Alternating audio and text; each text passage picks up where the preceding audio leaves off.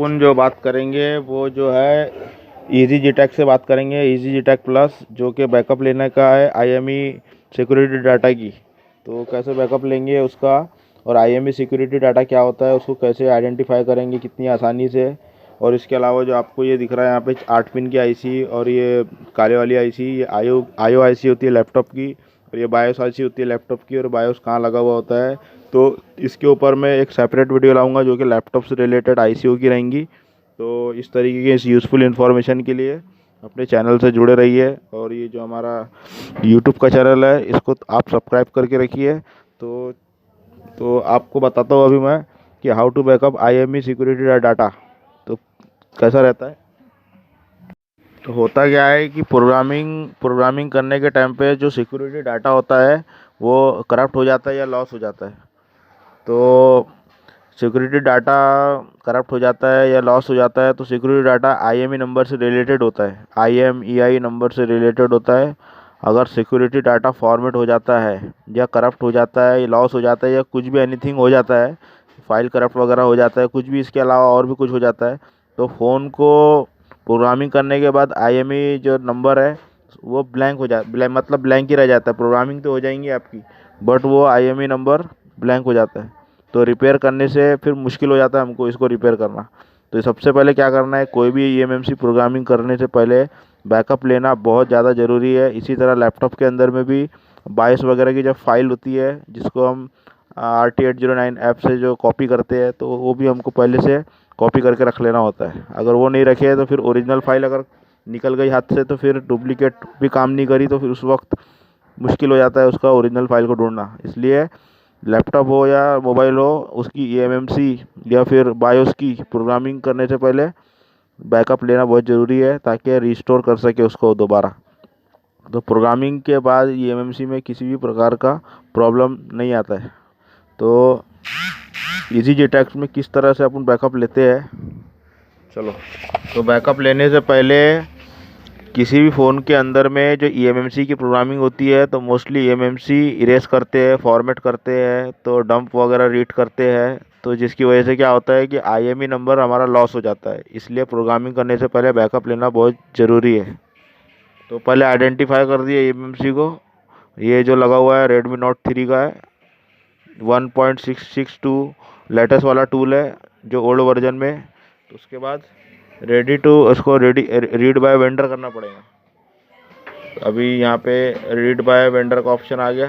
तो read by vendor करने के बाद यहाँ पे फाइंड पार्टीशन टेबल का ऑप्शन दिख रहा है। फाइंड पार्टीशन टेबल का ऑप्शन दिखने के बाद उसको फ्रॉम डिवाइस करना है।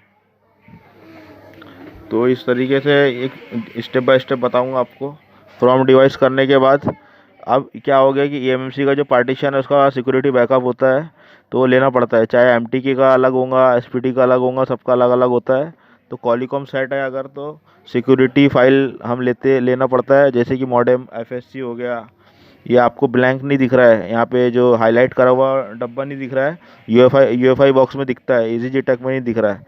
तो अभी जो अपन इसका बैकअप 2 लेंगे तो लेटेस्ट वाला, तो उसमें दिखाई देगा। तो इसमें से हमको पता होना चाहिए कि कौन कौन सी फाइल की सिक्योरिटी लेना है। यूएफआई बॉक्स में वहाँ पे हाईलाइट कर देता है पर इजी जी टेक में हाईलाइट नहीं करता है। जैसे मॉडेम हो गया, एफएससी हो गया, और क्या बोलते हैं परसिस्ट हो गया, कॉन्फ़िग हो गया, और मॉडेम्स 1, मॉडेम्स 2, एफएसजी, ये सबको हमको टिक करना पड़ेगा। 1 बाय 1 इसको टिक करना पड़ेगा। तो जो सिक्योरिटी मैंने बताया वो सिक्योरिटी फाइल ये इसी नाम से होती है, ये हाईलाइट करी हुई नहीं होती है इजी जी टैग के अंदर में, और यूएफआई के अंदर में ये हाईलाइट करी हुई होती है। तो अपने को क्या करना है, 1 बाय 1 सारे को सिलेक्ट करना है जो मैं बता रहा हूँ। जैसे मॉडेम हो गया, एफएससी हो गया, परसिस्ट हो गया, कॉन्फ़िग हो गया, और मॉडेम्स 1, मॉडेम्स 2, एफएसजी, ये सबको टिक करके अपन को रखना है। तो अपन जब दूसरा फोल्डर बनाएंगे तो ये जो जो फाइल बताया मैंने ये हाईलाइट हो जाती है, पर इसके अंदर में ये हाईलाइट नहीं हुई है। तो ये सबको अपने को फाइंड पार्टीशन टेबल में जाके फ्रॉम डिवाइस करने के बाद ये जितने भी अपने को सारे दिख रहे हैं इन सबको हमको टिक करना है। लेकिन इसके बारे में हमको नॉलेज होना चाहिए। कॉलीकॉम सेट है तो सिक्योरिटी फाइल हमको कौन कौन सी लेना है, तो modem, FSC, persist, config, modems 1, modems two FSG, ये सबको साइन यानी टिक कर देने का है। सब होने के बाद इसको रीड करेंगे हम। जो रीड बटन यहाँ पे अभी आपको दिख रही है, तो ये रीड बटन पर क्लिक करना है और फिर उसके बाद फोल्डर बनेगा। तो हम डेस्कटॉप पर फोल्डर बना लेते हैं। फोल्डर का नाम Note 3 रख देते हैं। उसके बाद यहाँ पर अपने को टूल 2 दिखाएगा, टूल 2 eMMC, यानी कि 2 सेटअप है, एक ओल्ड वाला एक न्यू वाला। तो न्यू सेटअप ओपन हो जाएगा और उसके बाद eMMC को फिर अपन को दोबारा से आइडेंटिफाई करना पड़ेगा, क्योंकि बैकअप लेने का तरीका ओल्ड सेटअप भी बता रहा हूँ मैं, न्यू सेटअप भी बता रहा हूँ। तो अब देखो यहाँ पे क्या होगा कि पहले तो हाईलाइट नहीं हो रहा था वो ऑप्शन, लेकिन अब eMMC के सारे पार्टीशन हमको दिखने लगेंगे कलर में। हाईलाइट हो गया है, जो हाईलाइट हो गया है यही हमारी सिक्योरिटी फाइल होती है, यानी सिक्योरिटी फाइल से रिलेटेड फाइलें होंगी। तो Redmi Note 3 की जो eMMC है, इसकी सिक्योरिटी फाइल्स की पहचान बहुत आसानी से समझ में आ गया आपको कि वो हाईलाइट हो जाएंगी। जो हाईलाइट हो गई वो समझ लो सिक्योरिटी की फाइल होती है, जो कलर कलर में दिखा रही है। अलग से ब्लू कलर या ब्लैक कलर, कुछ भी ऑरेंज कलर, कुछ भी टाइप का रहता था। EasyJetag अपन ने खोल ली है और वापस से इसको आइडेंटिफाई करेंगे, दोबारा से इसको आइडेंटिफाई करेंगे और फिर उसके बाद जो पार्टीशन दिख जाएगा अपने को। और Redmi Note 3 की eMMC लगी है, सिक्योरिटी फाइल्स वगैरह पहचानना भी बहुत आसान है। ये रीड कर लिए, रीड करने के बाद ये कल अभी हाईलाइट हो जाएगा पूरा। ये पूरा आइडेंटिफाई ले लिया।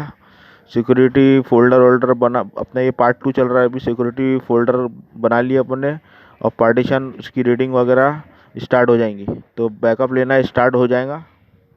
ये देखो जितना भी हाईलाइट हो गया ये सारा अपना सिक्योरिटी फाइल है। जो eMMC पार्टीशन के अंदर जो कलर वाला जो दिख रहा है बॉक्स बना हुआ, वो सिक्योरिटी फाइल है। इस तरीके से आसानी से पहचानने का है और उसके बाद स्टार्ट बटन पे क्लिक करके सारा बैकअप ले लेने का है।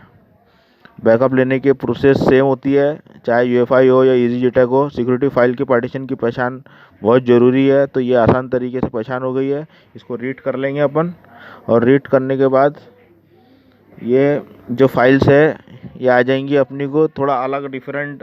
जैसे कि पहले अपन ने जो किए थे ओल्ड वाला, उसकी जो सिक्योरिटी फाइल बन गई थी वो अलग होंगी थोड़ी कम, और जो दूसरे वाला फोल्डर बना के करेंगे उसकी फाइल्स थोड़ी अलग दिखाएंगे आपको।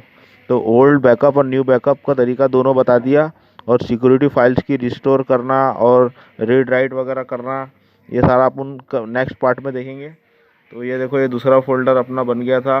अभी इसको अपन ने नया फोल्डर बना के पार्ट 2 के नाम से ओके कर दिए। और यहाँ पे देखो, यहाँ पे दिखा रहा है ये राइट हो रहा है, रीड कर रहा है सिक्योरिटी फोल्डर। और ये पार्टीशन वगैरह इसकी रीडिंग बहुत आसानी से अपन पहचान सकते हैं। तो ये रीड होने के बाद देखो ये दिखा रहा है ये पूरा। बहुत UEFI बॉक्स में कैसा है कि ये जो बॉक्स दिख रहा है आपको हाईलाइट करा हुआ, इसमें पहले दिखा देता है, लेकिन EasyJetag के अंदर नहीं दिखाता है।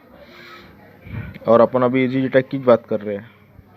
तो ये देखो ये सब दिखा रहा है, ये बॉक्स हाईलाइट करा हुआ। तो इजी से आप समझ जाना और कि ये आपकी eMMC पार्टीशन की सिक्योरिटी फाइल है।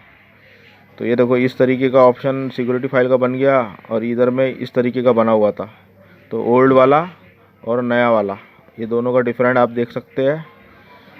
ठीक है, इस तरीके से अपना पार्टीशन अपना बैकअप ले सकते। बैकअप लेना बहुत ज़रूरी है, चाहे लैपटॉप का बायोस IC हो या मोबाइल का eMMC IC हो। दोनों फाइल्स ओरिजिनल होती है, इसलिए बैकअप लेना बहुत ज़रूरी होता है। अगर आप बैकअप नहीं लेंगे, फॉर्मेट मार देंगे, तो डुप्लीकेट तो फाइल मिल जाएंगे, लेकिन परेशानी हो जाएंगी आपको। इसलिए चाहे मोबाइल कुछ भी हो, सबसे पहले कनेक्ट करा प्रोग्रामिंग करने से पहले उसका बैकअप ज़रूर ले लें। उसके बाद इस तरीके की फाइलें बन जाती है अपनी, ओल्ड वर्जन की और न्यू वर्जन की भी। तो इस तरीके से हमारा बैकअप लेना कंप्लीट हुआ। तो इसी तरह की जानकारी के लिए हमारे चैनल से जुड़े रहिए। लैपटॉप वगैरह की भी वीडियोस लाऊंगा मैं। चलो धन्यवाद।